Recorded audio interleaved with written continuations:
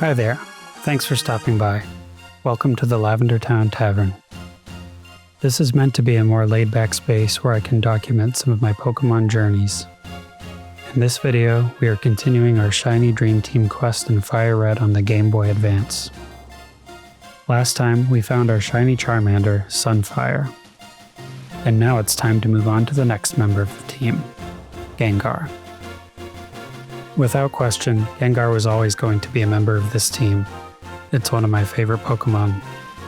When I was a kid, I actually liked Haunter even more than Gengar because I thought Haunter looked cool, while Gengar was just kind of round and silly.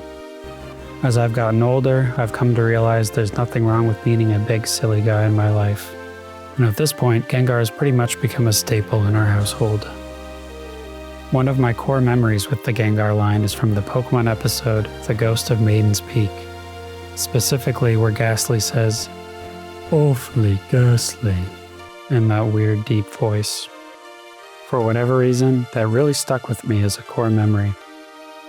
So with all that being said, Shiny Gastly felt like the clear choice for the next member of this Dream Team quest, especially since it would take us to the Pokemon Tower in this channel's namesake, Lavender Town. But what I had thought was going to be a pretty straightforward hunt ended up turning into a much bigger project than I initially expected.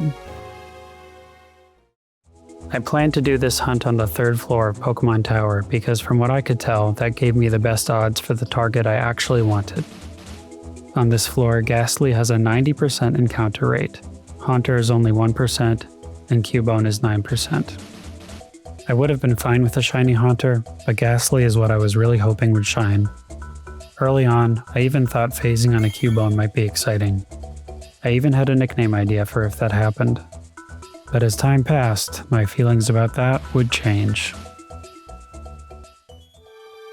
Before I could actually start the hunt, I wanted all of my setup and support Pokemon taken care of and ready. A lot of prep went into this, with some of it being for future hunts for this team, so I apologize in advance if this part gets a little long-winded or boring. Over in my copy of Leaf Green, I caught a Staryu named Patty that had the Illuminate ability. I also bred a Paris named Button. That Paris had False Swipe as an egg move from a Scyther, and then was leveled up without evolving so it could learn Spore for a 100% accurate status move. I also caught a Meowth named Felix for its pickup ability. All of these got traded over to FireRed pretty early on. Later, I would realize that having False Swipe on Paris was completely useless for this particular hunt because it's a normal type move, and Gastly is, believe it or not, a ghost. Lessons were learned. As for actual game progress, I caught a low-level Rattata in FireRed so I could try out the Nugget Bridge exploit when I got to Cerulean City, something I'd never done before. I also caught a Pikachu in Viridian Forest to help deal with Misty, so I didn't end up over-leveling Charmander before I had even started hunting for my second team member. I already had to level Charmander up a bit to get past Brock. I actually had forgotten that Charmander learns Metal Claw in FireRed and Leaf Green, which helped a lot. When I got to Cerulean City, the Nugget Bridge exploit was actually pretty fun. I ended up walking away with 110 nuggets, so I did my part in bleeding Team Rocket's coffers dry. After that, I got the SS Sam ticket from Bill, beat Misty, grabbed the bike, went through Rock Tunnel, beat Giovanni in the game corner, and picked up the self-scope so the actual hunt could finally begin. Except, I still wasn't ready yet. There was even more prep to be done. I started stockpiling luxury balls in my Leaf Green file where I've been working on a living dex. On 5 Island, if you go talk to Selphie after rescuing her, and show her whichever Pokemon she requests, there's a pretty good chance her butler will give you a luxury ball. So I started doing that over and over. Save, talk to Selphie, make sure I have the Pokemon she wants to see, fly back to the Pokemon Center, withdraw the Pokemon, surf back up to Selphie's house, show Selphie the Pokemon, and repeat, until I had a total of 30 luxury balls. 30 felt a little excessive, but I really wanted to be over-prepared in case luck was not on my side. The catch rate for luxury balls isn't anything particularly special, but having Gengar in one felt like a cool flex. I couldn't really think of any balls that actually matched the shiny, except maybe a Master Ball, but that wasn't something I was all too interested in doing.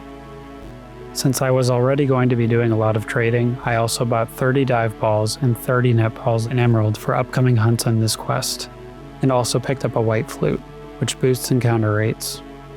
I had to trade everything to leaf green first because that save file had the national dex, and while I was there I also picked up a smoke ball from the game corner and traded that over to FireRed too. I had a feeling that Paris was not going to be consistently good at running away from encounters, so that smoke ball would come in handy. After all of that, the actual hunt for Gastly began on February 25th, 2026. To set things up, I went into the grass and the root outside of Lavender Town until I found an Ekans, got my Staryu poisoned by that Ekans, and then walked around until Staryu fainted. That way I could keep Staryu at the front of my party for its Illuminate ability to still work, but still open battles with Paris so I could use Spore and Gastly as quickly as possible. I started off just walking back and forth on the 3rd floor of Pokemon Tower. I quickly had to turn off battle animations because things were too slow with the smoke ball animation happening every single time I ran away from an encounter. Spirits were still pretty high coming off of the Charmander hunt. At one point, I even brought the Game Boy to Chili's because to me, the idea of maybe finding shiny Gastly at a Chili's was way too funny to pass up. As the hunt went on, we actually started getting some warmer weather too, which was nice after all the gray snow and winter gloom. But despite the nicer weather, I started noticing just how slow the encounters were feeling. Sometimes it took 30 seconds or more for something to show up, even with Illuminate on Staryu and the White Flute. As far as I know, those two mechanics are supposed to stack, but in practice it felt a lot slower than I would have liked. By March 10th, 2026, I was only at 3,561 encounters, and after almost 2 weeks of hunting, things had been feeling slow enough that I started getting ready to escalate this to a double hunt. So this is the part where things started getting a little ridiculous. Instead of spending $100 to $200 on a cartridge of questionable authenticity, I decided to make my own reproduction cartridge using a high-quality board from Inside Gadgets. I know this might not be everybody's thing, but with how expensive original carts have gotten and with how many different ways people play these games nowadays between things like emulators and now the Switch ports, this is something that I'm personally comfortable with. Part of the reason I like the idea of making and using my own high-quality repros is that I feel a lot better bringing them with me and throwing them in a bag while I'm traveling, while keeping my original cartridges safe at home. I used a white shell for it, partially because I just think it looks nice, but also to make it impossible for somebody to mistake it for an original cartridge down the line. I ended up transferring my original save file for this hunt onto the repro, and then starting a new file on my actual FireRed cartridge. After resetting for a fun trainer ID, I settled on the ID 18006 for the second save file. Charizard is the 6th Pokemon, so when I realized the ID was basically 1-800 Charizard, it was too good to not keep. Adding a second save file also meant repeating a lot of prep all over again. Another 30 of each ball had to be moved over, which meant 60 trades just to get the net and dive balls from Emerald to Leaf Green, and then another 90 trades to move the net, dive, and luxury balls from Leaf Green to FireRed. I also bred another Paris named Inoki, got another Staryu named Wumbo, and another Meowth named Giuseppe. Once you factor in all the Pokemon and items coming over, it ended up being well over 150 trades to transfer everything into each copy of FireRed, so over 300 trades total, which actually feels absurd to say out loud. Finally, on March 12th, I officially started double hunting Gastly. Things started to pick up with 2 games going at once. By March 13th, I had already passed half odds at 5,549 encounters. Then on Sunday, March 15th, I really decided to lock in and basically hunted Gastly for an entire day. At one point, I put on Kraven the Hunter, which was not a very good movie, but the idea of watching something about a quote-unquote hunter while shiny hunting was amusing. That same day, I passed full odds at 8,379 encounters after doing more than 2,000 random encounters in one day. I didn't quite realize it at the time, but around that point, the hunt started to take up noticeably more of my time and my focus than I had originally wanted. By March 17th, I had passed 10,000 encounters, landing at a total of 10,115. Then I decided to change my strategy. I caught an oddish on each game, one named Turnip and one named Sprout, and switched over to using Sweet Scent for encounters instead of just walking around. Even though Sweet Scent took more attention and more deliberate inputs from me, it felt a lot more consistent and generally a lot faster. The hunt really started to pick up from here, and as a result it consumed more and more of my time and my sanity. I was wearing Gastly themed clothes, my wife made a Gengar altar to try and summon the shiny, and I was hunting anywhere and anytime I could. On March 23, 2026, I passed double odds, ending the day at 16,448 encounters. Somewhere in the middle of all this, I also modded another SP with a glacier shell, which was a nice distraction, but then was right back to the hunt. On March 26th, I passed 20,000 encounters. The shiny hunting train had long since left the station. It was full speed ahead and had made its way off the rails. The longer the hunt went on, the less fun the idea of phasing on Cubones started to sound. I was slowly losing my mind. If it took this long, only to see a shiny Cubone, how many more encounters would it take for another shiny? And what if that shiny was just Cubone again? At the risk of falling into the pit of despair, I just kept pushing forward. The Sweet Scent inputs were becoming all but muscle memory, and some days I was definitely putting more time into this than I probably should have. Then, on March 29th, 1 month and 4 days after starting this hunt, I passed triple odds at 25,612 encounters. Once it got to be April, I was really hoping the hunt would end soon. I had a work trip coming up, and I really wanted to move on to the third hunt of this Dream Team quest before I left. But as my encounters kept climbing, it was becoming more and more apparent that that would not be the case. On April 2nd, I passed 30,000 encounters, and I'd accepted my fate that this could take months before anything shined. I had just gotten home from a haircut and was starting to get ready for my trip the following week, doing a little more hunting while we watched the documentary The Dinosaurs. And I audibly gasped when this happened. Okay, we're watching The Dinosaurs show with Morgan Freeman, and he finally showed up. This is around 30,500 encounters.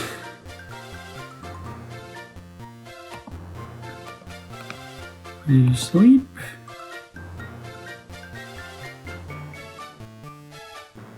The battle animations are off. I don't know if I'm going to have said any of this stuff already in the video, but let's see. I think it's a 50% catch rate with full HP slate.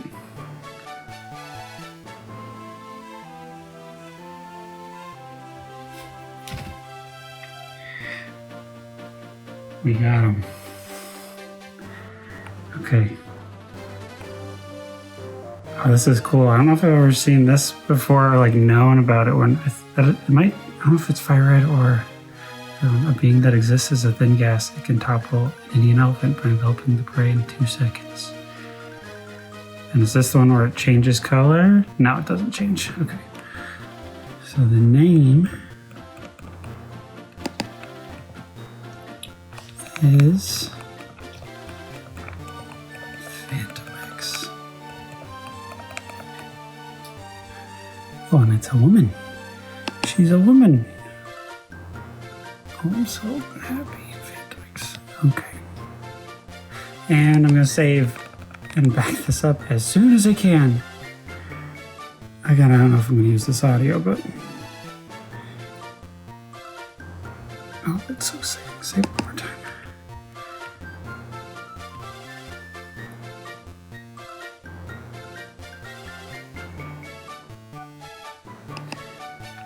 Let's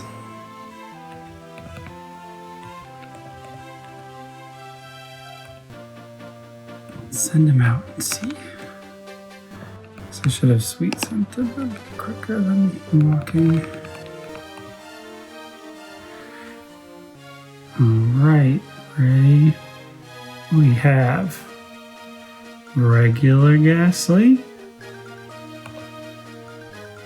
and shiny Gastly. Oh, that's so exciting.